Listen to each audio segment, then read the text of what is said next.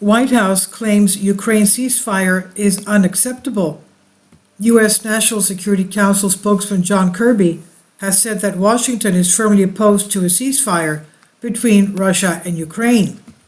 In an interview with Fox News on Sunday, the senior White House official branded any peace initiatives unacceptable in the current situation.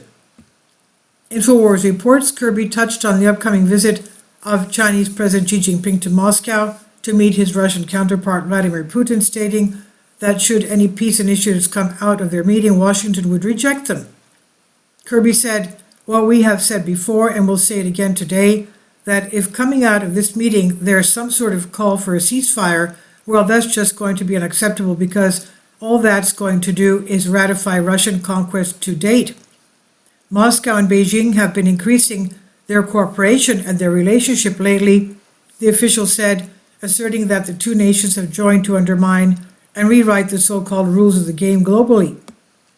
Russia and China are two countries that are chafing against this international rules-based order that the United States and so many of our allies and partners have built up since the end of World War II, he said. Recently, China floated a 12-point roadmap for putting an end to the conflict between Russia and Ukraine, which has been raging on for over a year already. China has taken a neutral stance on the hostilities, repeatedly urging both parties to show restraint and stick to diplomacy in order to find a resolution. While the Chinese roadmap has been welcomed in Moscow, it has received a cold reception in the West. Multiple top officials brushed off Beijing efforts to act as a mediator, accusing China of siding with Moscow.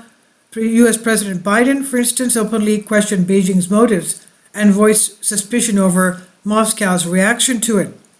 Putin is applauding it, so how could it be any good, the U.S. president said, shortly after the plan was unveiled. This is by Neam Harris on News Punch. Please leave your comments, and thank you for your support.